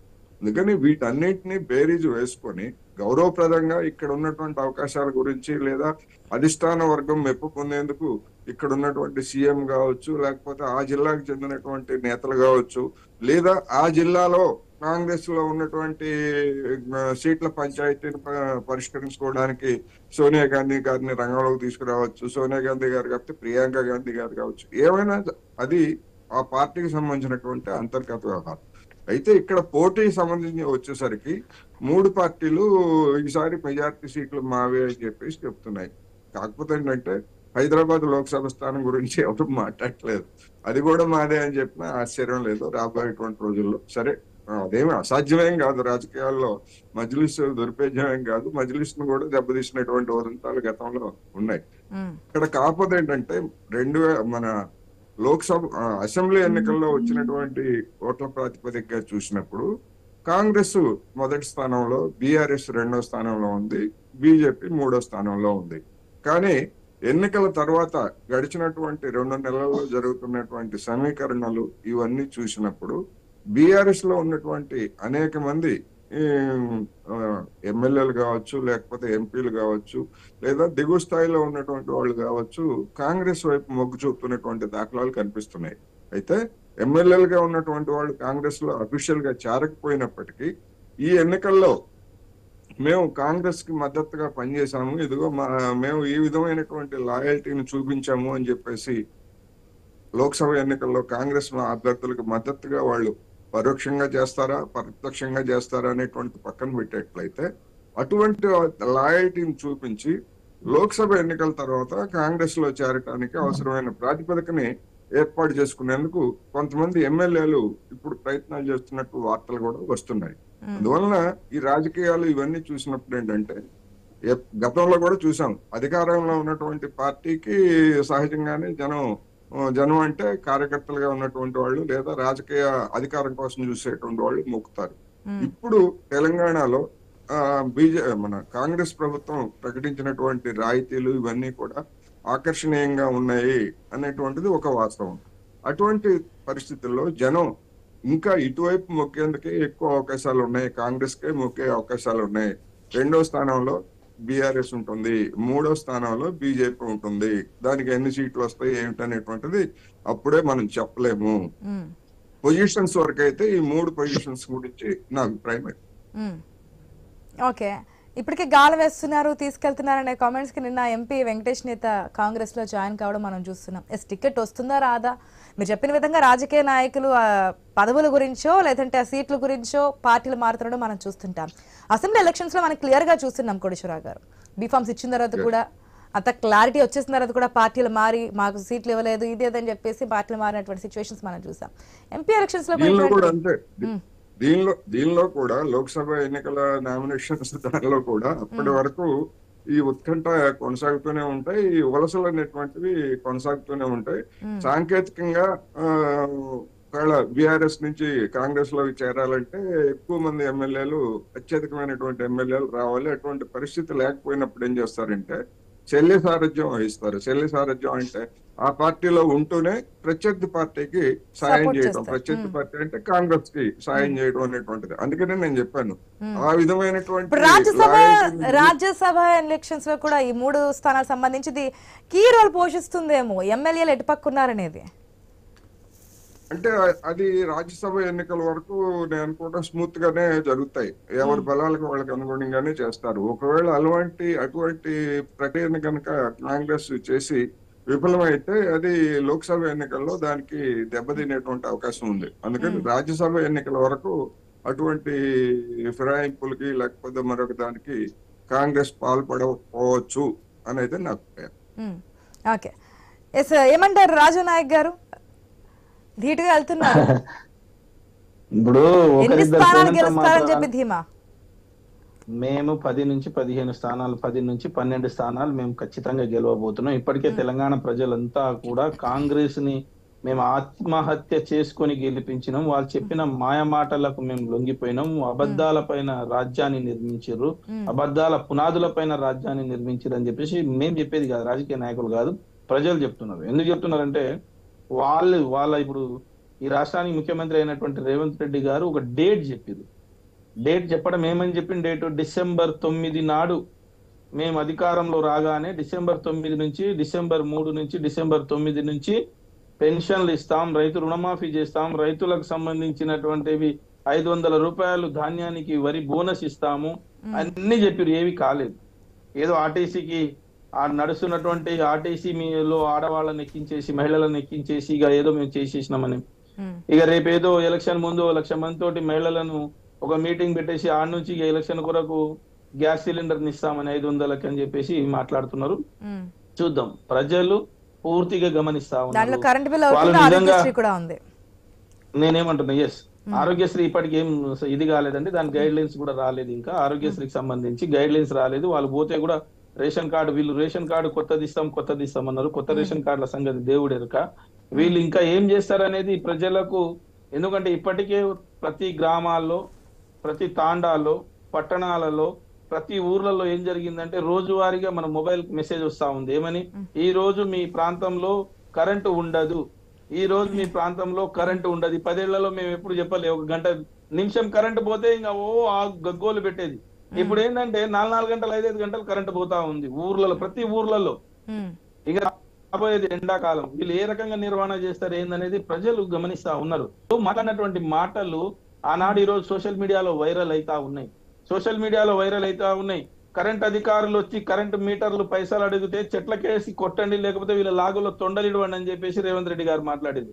మరి ఎందుకు ఇప్పుడు ఈ రోజు కరెంట్ బిల్లులు తీసుకుంటా ఉన్నారు? ఇవన్నీ ప్రజలు చూస్తా ఉన్నారు. కానీ బీఆర్ఎస్ ఎమ్మెల్యేలకి, ఎంపీలకి కాంగ్రెస్ మీద నమ్మకం ఉన్నట్టుగా కనిపిస్తోంది. పార్టీ ఫిరాయించడానికి సిద్ధంగా ఉన్నారు. ఆల్రెడీ నిన్న వెంకటేష్ నేత కాంగ్రెస్ కండువా కప్పుకున్నారు. నేను అదే విషయానికి వస్తున్నా. ఆనాడు మాట్లాడినటువంటి మాటలు ఇప్పుడు వీళ్ళు కాంగ్రెస్ చేస్తున్నటువంటి ఇది. వైఎస్ గారే బీఆర్ఎస్ టీఆర్ఎస్ పార్టీని ఏం చేయలేకపోయారు. ఆనాడు ఆపరేషన్ ఆకర్ష్ పెట్టి అసలు టీఆర్ఎస్ అనే పదమే లేకుండా చేయాలని చెప్పేసి మా ఎమ్మెల్యేలను మొత్తం కొనుగోలు చేసి, ఆనాడు ఎప్పుడైతే ఈ పదం ఉద్భవించిందో ఆపరేషన్ ఆకర్ష్, ఆనాడే బీఆర్ఎస్ పార్టీ లేకుండా చేయాలని చేసిండు. ఏమైందో కాలమే చెప్పింది. నేను ఏమంటున్నానంటే I'm not going to any controversy. నేను చెప్పదలుచుకున్నది ఏంటంటే ప్రజలు గమనిస్తారు. కేసీఆర్ గారు చాలా సార్లు చెప్పారు, ఎలక్షన్ లో ఒకటి ఓడిపోతాం ఒకటి గెలిపిస్తాం, that is not a big match. రెండోది ఏం చెప్పిండంటే ఒకరిద్దరు పోయినంత మాత్రాన పార్టీకి పోయే నష్టం ఏం లేదు. ఎన్ని సంవత్సరాల 22 సంవత్సరాల ఈ సుదీర్ఘ ప్రయాణంలో చాలా ఒడిదుడుకులు చూసినాం. ఒకరిద్దరు పోయినంత మాత్రాన, మా దాంట్లో చెత్త పోయినంత మాత్రాన, మా గౌరవ కేటీఆర్ గారు గతంలోనే చెప్పారు. ఏమని చెప్పారు? 20-25 మందిని మార్చి ఉంటే, 10-15 మందిని మార్చి ఉంటే పరిస్థితి వేరే ఉండదు. అలాంటి 10-15 మంది ఇప్పుడు పోతున్నారు. అలాంటి 10-15 మంది ప్రజలు చీత్కరించి, ప్రజలు గతంలో కాంగ్రెస్ నుంచి అప్పుడు అధికారంలో ఉన్నటువంటి బీఆర్ఎస్ వెళ్ళిన వాళ్ళు కూడా అదే విధంగా అనుకోవచ్చా? నేను కాదనట్లేదు. నేనేమంటే దీనికి ఆజ్యం పోయడం ఎప్పటి నుంచి అయితే ప్రారంభమైందో, భారతీయ జనతా పార్టీ ప్రభుత్వాలను కూల్చడము, ప్రజలు ఎన్నుకున్నటువంటి ప్రభుత్వాలను కూల్చడం, కాంగ్రెస్ పార్టీ ప్రారంభం అదే పార్టీలు ఫిరాయింపులకు గాని, నిన్న జరిగినటువంటి బీఆర్ఎస్ దాన్ని కూడా ఏం సమర్థిస్తలేనండి నేను. ఎందుకంటే ఒక పార్టీ ప్రతినిధిగా నేను సమర్థిస్తలేను. అది గాని ఈ రోజు జరుగుతున్నటువంటి ఇవి గాని అవి మంచి పద్ధతి కాదు, మంచి ధోరణి కాదు అని చెప్తా. ప్రజలు మిమ్మల్ని ఎన్నుకున్నది కానీ, ప్రజలు మిమ్మల్ని చెప్పింది, ఒక పార్టీ ప్రతినిధిగా మిమ్మల్ని ఒక పార్టీనిగా ఇది చేసుకున్నప్పుడు మీరు పోవడం అంటే వాళ్ళు ఆత్మహత్య చేసుకొని పోవడం అన్నట్టు. ఆత్మహత్య సదృశ్యమే. దానికంటే ఎక్కువగా నేను దాని విషయంలో మాట్లాడలేదు. అంత మాత్రాన పార్టీ ఉండదు, పార్టీ పోతుంది, ఇక అయ్యేపోయిందని చెప్పేసి మాట్లాడినటువంటి వాళ్ళకు రేపు పార్లమెంట్ ఎలక్షన్ లో ఖచ్చితంగా చెప్పదెబ్బ ఉంటది.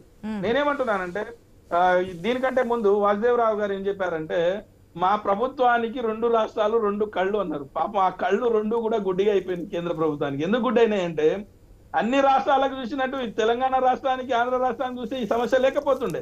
కర్ణాటకకు వరద వస్తే హుటాహుటిన యుద్ధ విమానాలు పంపించి అక్కడ ఆర్థిక సాయం చేయడం, గుజరాత్ లో వరద వస్తే గుజరాత్ లో హుటాహుటిన యుద్ధ విమానాలు పంపించి అక్కడ సాయం చేస్తాం, హైదరాబాద్ లో ఇల్లు కొట్టుకుపోయి, బండి కొట్టుకుపోయి, ఏవి కొట్టుకుపోయినా బండి ఇస్తామన్న బండి తర్వాత మీ లాంటి ఆశ గారు లాంటి సీనియర్ జర్నలిస్ట్ మాట్లాడితే ఏదో ఇన్సూరెన్స్ ఉంటుంది ఇస్తామని చెప్పిన ఇప్పుడు ఎందుకని అంటున్నారు. ఆనాడు వీళ్ళు మాట్లాడినట్టు హేమాయమలు ఒడ్డు పొడుపు మాట్లాడినటువంటి రఘునందన్ రావు గారు ఓడిపోయారు, కిషన్ రెడ్డి మన ఈటల రాజేందర్ గారు ఓడిపోయారు, ధర్మపురి గారు ఓడిపోయారు, చాలా బండి సంజయ్ గారు ఓడిపోయారు. ఇట్లా ప్రజల మీద ఏది పడితే అది మాట్లాడితే ప్రజాక్షేత్రంలో ప్రజలు ఇదే రకమైనటువంటి తీటైన సమాధానం చెప్తారు. నేను రాజకీయాలు మాట్లాడకూడదు అనుకున్నా. ఎందుకంటే 2 కళ్ళు అన్నారు. వాళ్ళకి పాపం రాష్ట్రం లేదు, రాజధాని లేదు, ఏమీ లేదు అని చెప్పేసి చెంబుల మట్టి పంపించి చిప్ప పంపించేసిన రాష్ట్రానికి. ఈ రాష్ట్రానికి మాకు ఉన్నటువంటి ఐటీఆర్ ఇవ్వమంటే ఇయ్యలేదు, కాజీపేట కోచ్ రైల్వే ఇవ్వమంటే ఇయ్యలేదు, ఇక్కడ ఉన్నటువంటి ఒక ప్రాజెక్ట్ కన్నా పాలమూరు రంగారెడ్డి కానీ కాళేశ్వరానికి జాతీయ హోదా ఇవ్వమంటే ఇయ్యలేదు. కనీసం మేము కట్టిన జిఎస్టీ మాకు రిటర్న్ ఇవ్వమని చెప్పేసి 3,700 కోట్ల రూపాయలు ఇవ్వమంటే కూడా దానికి సహకారం చేసిన కేంద్ర ప్రభుత్వ నిర్లక్ష్య ధోరణి ప్రస్ఫుటంగా ఉంది. ఇప్పుడు చెప్పేది ఏంటంటే బీజేపీ మోడీ గారు ఇంకేమని మాట్లాడతారు వాసుదేవ్ గారు అంటే, పక్కన ఉన్నటువంటి చైనా పాకిస్తాన్, వీళ్ళకి ఎంతసేపు చైనా పాకిస్తాన్ తప్ప ప్రజల యొక్క ప్రాణాలు కానీ, ప్రజల ఆకలి కానీ, ప్రజల యొక్క అవసరాలు కానీ, ప్రజలకు కావాల్సినటువంటి మాట్లాడే పరిస్థితి లేదు. ఎందుకంటే ఎంతసేపు బూచిగా పాకిస్తాన్ చూపించడం, బంగ్లాదేశ్ అదేమన్నా బంగ్లాదేశ్ మేమన్నా మా భారతదేశంలో కేంద్రంలో ఉన్నది బంగ్లాదేశ్ అని. మా ప్రధానినే కదా 10ల సార్లు మా మంత్రులు పోయి కలిసిరు. నూకలు తినమని చెప్పింది మేము కాదు కదా. 10ల సార్లు మా మంత్రులు లేఖలు రాసింది ఈ ప్రధానినే కదా. మరి ఎందుకు మా ప్రధాని తెచ్చుకోలేదు? ఎందుకు ఐటీఆర్ మా పిల్లలకు నిరుద్యోగులకు ఉద్యోగాలు వచ్చి ఐటీఆర్ ఎందుకు తొలగించారని అంటే దీనికి మాత్రం సమాధానం చెప్పలేదు. వాళ్ళు ఏమంటారంటే నదుల అనుసంధానం అంటారు. నదుల అనుసంధానం విషయంలో మాట్లాడితే గంగా నదిని బ్రహ్మాండంగా ప్రక్షాళన ఇవన్నీ కూడా ప్రజలు చూస్తారు. అటు కేంద్రంలో ఉన్నటువంటి బీజేపీ అన్ని రాష్ట్రాలకి ఏం చేస్తుంది, మన రాష్ట్రానికి ఏం చేస్తుంది అని చెప్పి ప్రజలు చూసే ఓటేస్తారు. ప్రజలు విజ్ఞులు. ఆ విషయాన్ని ప్రతి ఒక్క రాజకీయ పార్టీ నాయకులు ఆలోచించుకోవాలి. చెప్పిన ప్రతి ఒక్క మాటని వింటుంటారు. వారికి సమయం వచ్చినప్పుడే ఓటు అనే ఆయుధం ద్వారా తీర్పునిస్తుంటారు. అధికారంలో ఎవరు, ప్రతిపక్షంలో ఎవరు, ఎవరికి ఎన్ని సీట్లు ఇవ్వాలనేది ప్రజల అంతిమ నిర్ణయం. దాని ప్రకారమే మనం ముందుకెళ్తాం, అది రాజ్యాంగబద్ధంగా. ఒక నిమిషం అండి. సో మొత్తంగా 10 నుంచి 12 సీట్లు వస్తాయంటున్నారు. ఆ విధంగా ముందుకెళ్తామంటున్నారు. వాసుదేవరావు గారు చాలా బాగా చెప్పారమ్మా, రాజు గారు బాగా చెప్పారు. నిన్ననే మరి ఖమ్మం జిల్లాది దిశ కమిటీ మీటింగ్ అని జరిగింది. దాంట్లో నామానాయకరావు పెద్ద ప్రెస్ రిలీజ్ ఇచ్చారు. సెంట్రల్ గవర్నమెంట్ ఏమేమి ఫండ్స్ వచ్చినాయని మీరు కూడా తెప్పించుకుని చదవండి. దయచేసి రాజకీయాలు మాట్లాడదాం, చర్చకు మాట్లాడదాం. మన నామానాయకరావు మీ బీఆర్ఎస్ ఎంపీ గారు నిన్న దిశ కమిటీది 3 రోజుల క్రితం ఖమ్మం జిల్లాలో రివ్యూ మీటింగ్ జరిగినప్పుడు ఆయన పెద్ద ప్రెస్ రిలీజ్ ఇచ్చిండు. అసలు ఏమేమి తెప్పించాలి సెంట్రల్ గవర్నమెంట్ అని.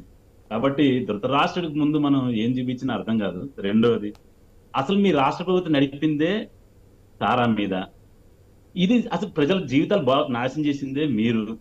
11,000 12,000 కోట్లున్న ఆందాన్ని, అబ్కారీ ఆదాయాన్ని 43,000 కోట్లు 34,000 కోట్లు తీసుకొచ్చి మీరు ప్రజల గురించి మాట్లాడుతూ ఒక పక్క తాగిచ్చుడు, సాయంత్రానికి అయితే ఆ దవాఖాన పోడు. ఈ ప్రకారంగా 9 సంవత్సరాల నుంచి నిధులు రాకపోయినా మాత్రం ప్రతి ఇంటికి బెల్ట్ షాపులు, ప్రతి ఊరికి బెల్ట్ షాపులు తాగిచ్చి పాడు చేసింది మీరు. అసలు మీకు అందుకనే ప్రజలు చెప్పి ఇంకోటి చెప్తున్నారు కదా, గెలుపు ఓటమి అనేది ఎవరికైనా సహజం. మరి కాబట్టి ఇంకొకటి చెప్పారు ఆయన, మన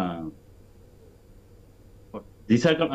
ఇప్పుడు నేనేమంటున్నా, ఏం చేసిరో ఏం చెప్పిరో అది కూడా భర్తకి చెప్తే బాగుంటది. మీరే చెప్పండి, మీ నోటి ద్వారా వినాలని ఉంది నాకు. నేను చెప్పింది దాంట్లో వాసుదేవరావు గారు నా సబ్మిషన్ మధ్యలో వస్తున్నా అనుకోవద్దు, సబ్మిషన్ మాత్రం చేయదలుచుకున్నాను.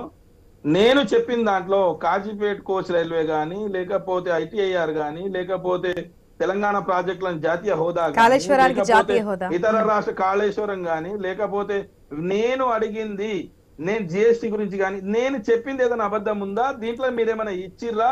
మీరందరికి ఇచ్చిన నర్సరీ ఇచ్చినాం, చెట్లు ఇచ్చినాం, కంప చెట్లు ఇచ్చినాం, గవి కాదు మాట్లాడాల్సింది.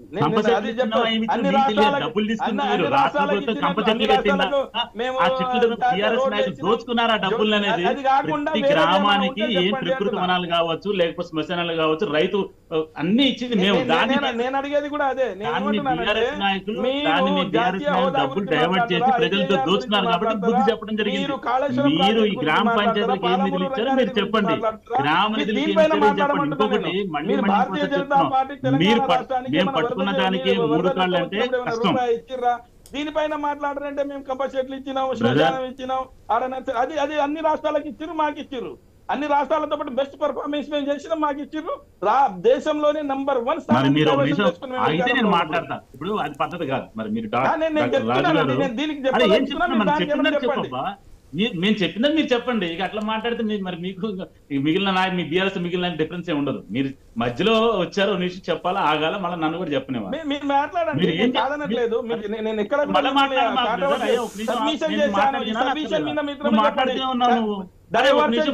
చెప్పండి, డైవర్షన్ చేయకుండా చెప్పండి. నువ్వు డైవర్స్ చేసింది మీరు, నేను కాదు డైవర్స్ చేసింది. నేను టాపిక్ మీదే మాట్లాడుతున్నా. మీరు అడిగింది నిధుల గురించి మాట్లాడారు, మేము నిధుల గురించి చెప్తున్నాము. మీ నామానాయకులు ఫోన్ చేసి ఆయన చెప్తున్నాడు.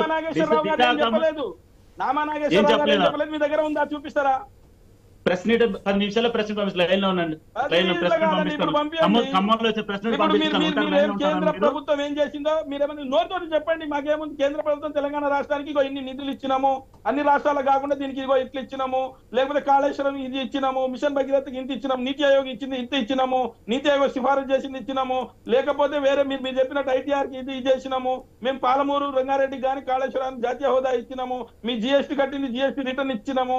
మీరు అది చెప్పండి, నేను వింటా.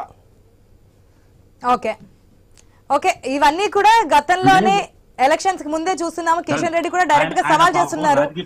రండి మాట్లాడుకుందాం, కేంద్రం ఏమిచ్చిందో ఏం చేసిందో సవాల్ సిద్ధమా అంటూ కూడా సవాల్ చేస్తున్నారు. ఆ సవాల్ ఎక్కడికక్కడ ఆగిపోయినటువంటి సిచ్యువేషన్స్ మనం చూసాం. ఎలక్షన్స్ అయిపోయా, ప్రజల తీర్పు కూడా చూస్తున్నాం. కాకపోతే వాసుదేవరావు గారు, రెండు పార్టీలు కూడా అధినాయకులు ఇటు కేసీఆర్ ని మెదక్నించని ఊహాగానాలు, ఇంకా క్లారిటీ అయితే రాలేదు ఎందుకంటే అనౌన్స్ చేయలేదు కాబట్టి. ఇటు సోనియా గాంధీ కూడా ఖమ్మం జిల్లా నుంచి, అది కూడా పొంగులేటి శ్రీనివాస్ రెడ్డి తోడ్పాటుతోనే వెళ్తున్నారనేది క్లారిటీ అడుగుదాం. సో రెండు పార్టీలు కూడా హేమహేమం దించబోతున్నారు. మరి బీజేపీ యొక్క సిచ్యువేషన్ ఏంటి? అంటే ముందుగా అంటే రాజనాయక్ గారు బడబడ మన అవతల వాళ్ళు ఏం మాట్లాడుతున్నారు కనీసం మాట్లాడడం చాలా శోచనీయం. ఎందుకంటే మీరు ఎక్కడుందంటే నేను మీ ప్రెస్ నోట్ పంపి చూపించేట్లు పైన మాట్లాడుతూనే ఉన్నాడు ఆయన. బీజేపీ పార్టీ ఇచ్చే ప్రెస్ నోట్ కాదు అది. మేము బీజేపీ పార్టీ ఇప్పుడు ఏదో ఒకటి అడగాలి కదా. ఇప్పుడు మీరు మా ఇంటికి ఒక చిన్న ఉదాహరణ చెప్తాను. నేను మిమ్మల్ని మా ఇంటికి రమ్మన్నా భోజనం పెడతా అని చెప్పాను, చికెన్ పెడతా అని చెప్పాను. నేను వచ్చిన తర్వాత మటన్ పెడితే మీరు శుభ్రంగా తిన్నారు, వెళ్ళారు. కానీ మీరు చికెన్ పెడతాను చికెన్ పెడతాను అరే అసలు చెప్పని విభజనలో చెప్పని కొన్ని వందల వేల ప్రజలు చూస్తారు కదా. ఒక్క నిమిషం వాసుదేవరావు గారు, లోక్సభ ఎలక్షన్స్ లో బీజేపీ ఇప్పటికే అమిత్ షా వస్తున్నారు, రాష్ట్రానికి పర్యటిస్తున్నారు. రాష్ట్ర అధ్యక్షులు కేంద్ర మంత్రివర్యులు గత 9 నెలల క్రితమే 9 సంవత్సరాల్లో ఈ యొక్క రాష్ట్రానికి, తెలంగాణ రాష్ట్రానికి ఏమేమి నిధులు ఇచ్చారు, ఏ విధంగా లోన్లు అవకాశాలు ఇచ్చారో, ఎక్కడెక్కడ ఖర్చు పెట్టారో, పంచాయతీలకు ఏమి ఇచ్చారు, రహదారులకు ఏమి ఇచ్చారో, గ్రామ రహదారులకు ఏమి ఇచ్చారో స్పష్టంగా ఉంది. మీకు కూడా కావాలంటే మీ అడ్రస్ ఇవ్వండి, ఒక పుస్తకం పంపిస్తారు. లేకపోతే దాని మీద చర్చ చేద్దామంటే ఇప్పుడు అడిగిన టాపిక్ వేరు కాబట్టి మీరు మళ్ళీ అదే చర్చ చేద్దామంటే రండి, మీరు మళ్ళీ ఇదే ఐ న్యూస్ ప్లాట్ఫామ్ లో మాట్లాడదాం. వాసుదేవరావు గారు మరొకసారి చెప్తూ ఉన్నా, ప్లీజ్ సమయం లేదు. ఎందుకంటే గతం నుంచి అనేక సార్లు ప్రధాని మంత్రితో సహా కేంద్ర మంత్రులు హైదరాబాద్ లో కావచ్చు, తెలంగాణలో పర్యటించినప్పుడు అనేక విషయాలు చెప్తూనే ఉన్నారు, ప్రజలు వింటూనే ఉన్నారు, తీర్పు కూడా మనం చూస్తున్నాం. ఈసారి లోక్సభ ఎలక్షన్స్ లో బీజేపీ కార్యాచరణ ఏంటి? ఇద్దరు మెయిన్ లీడర్స్ దించుతున్నప్పుడు వేపకాయ కూడా తీగండి, తినగా వేపకాయ కూడా తీగైంది. అదే చెప్పింది నిన్న రాజనాయక్ గారు. వాళ్ళన్నీ అబద్ధాలు చెప్పారు, అందుకే నమ్మేశారు అని. మరి వీళ్ళు చెప్పింది అదే కదా, తినగా యాపగా కూడా తీయకుంటదని చెప్పి మరి అని చెప్పి మధ్య మన కాంగ్రెస్ ప్రభుత్వం గెలిచిందని చెప్తున్నారు. మరి మీరేమన్నా తక్కువ తినరా? కాంగ్రెస్ బీజేపీ లోక్సభ ఎన్నికల్లో ఎన్ని స్థానాలు గెలుచుకోబోతుంది అనుకుంటున్నారు? చెప్పారు కదా మీరు, అవి ఆచరణ కానీ మీరు చెప్పి మీరేం చెప్పారు? కాంగ్రెస్ ప్రభుత్వం బీఆర్ఎస్ గురించి మాట్లాడదాం. వాసుదేవ్ గారు, ఎట్లా ఆచరణ సాధ్యమవుతుంది? వాసుదేవ్ గారు ప్లీజ్ బీజేపీ కార్యాచరణ చెప్పండి. బీఆర్ఎస్ గురించి క్వశ్చన్ చేస్తున్నాం కదా. యాపకాయ ఏదైతే తీగ అవుతుందో ఆ టైప్ లో జనాలని మభ్యపెట్టి చెప్పింది బీజేపీ గురించి చెప్పండి ప్లీజ్. మార్చి ఈ రోజు అధికారంలోకి వచ్చారు. ఓకే, బీజేపీ గురించి చెప్పండి. ఎన్ని స్థానాల్లో లోక్సభ ఎలక్షన్స్ లో గెలుచుకోబోతుంది అనుకుంటున్నారు? మాకు గత 2018లో కేవలం ఒకే ఒక అసెంబ్లీ సీట్ వచ్చింది. 4 నెలల ఎన్నికలలో 4 ఎంపీలు వచ్చారు. మళ్ళా ఈ రోజు కూడా 8 ఎమ్మెల్యేలు వచ్చారు. ఏదో ఇందాక చెప్పారు కదా, ఆయనే చెప్పారు, ఎవరు మరి రాజుగారు చెప్పారు, ప్రజలు మోసపోయారు. వాళ్ళు చెప్పిన అబ్బాయి అలా మోసపోవడం మా దగ్గర ఉన్న 4 ఎంపీలు కూడా ఓడిపోయారు. ఆయన చెప్పిందే కాబట్టి నేను మన కొత్త చెప్పాల్సిన అవసరం లేదు. కానీ కేంద్ర ప్రభుత్వంకి వచ్చినప్పుడు కల్లా ఈ రోజున మొత్తం భారతదేశం అంతా కూడా ప్రధానమంత్రిగా రాహుల్ గాంధీ చూడాలనుకుంటున్నారంటే స్పష్టంగా చిన్న పిల్లల నుంచి ముసలి వాళ్ళ వరకు కూడా తెలంగాణలో 17లో ఎన్ని వస్తాయి అనుకుంటుంది బీజేపీ? ఈసారి ఖచ్చితంగా 8 నుంచి 10 సీట్లు భారతీయ జనతా పార్టీ గెలుచుకోబోతుంది ఈ తెలంగాణ రాష్ట్రానికి. ఎటువంటి శివకుమార్ గారు, ఎంపీ ఎలక్షన్స్ మీద ప్రధానంగా గురిపెట్టింది కాంగ్రెస్ అని చెప్పి తెలుస్తుంది. అదే విధంగా బీఆర్ఎస్ లో ఉన్నటువంటి ఎమ్మెల్యేలను గానీ ఎంపీలను గానీ మెయిన్ లీడర్స్ ని కాంగ్రెస్ లో తీసుకురావడానికి పొంగులేటి శ్రీనివాస్ రెడ్డి పావులు కదుపుతున్నట్టుగా తెలుస్తుంది. అట్ ద సేమ్ టైం సోనియాను కూడా తీసుకురావడానికి పొంగులేటి మెయిన్ రీజన్ కింద ఇన్ఫర్మేషన్ అందుతోంది. ఎంతవరకు వాస్తవం అనుకోవచ్చు? కార్యాచరణ ఏ విధంగా ఉందంటారు? అంటే సోనియా గాంధీ గారికి మంత్రివర్గంలో నిర్ణయం తీసుకొని సోనియా గాంధీ గారిని ఖమ్మం నుంచి నిలబెట్టాలని చెప్పి కాంగ్రెస్ పార్టీ నిర్ణయం తీసుకుంది. అక్కడ పొంగులేటి శ్రీనివాసరెడ్డి గారు మంచి అక్కడ పట్టు ఉంది. సో సోనియా గాంధీ గారిని అక్కడి నుంచి నిలబెట్టాలని చెప్పి మొత్తం కాంగ్రెస్ పార్టీ అంటుంది. కాంగ్రెస్ నాయకులు దాంట్లో కూడా నెగిటివ్ పాయింట్స్ ఉంటాయనేది కోటేశ్వరరావు గారు తీసుకొచ్చారు పాయింట్. ఏదండి? ఒకవేళ సోనియా గాంధీ ఇక్కడ తీసుకొచ్చి పోటీ చేపిస్తే ఇక్కడ బలంగా ఉంది కాబట్టి తీసుకొచ్చారు, అక్కడ నెగిటివ్ వచ్చే అవకాశాలు కూడా ఉంటాయి కదా, ఎందుకు అక్కడ పోటీ చేయట్లేదు, ఇక్కడ తీసుకొచ్చి పోటీ చేపిస్తున్నారు?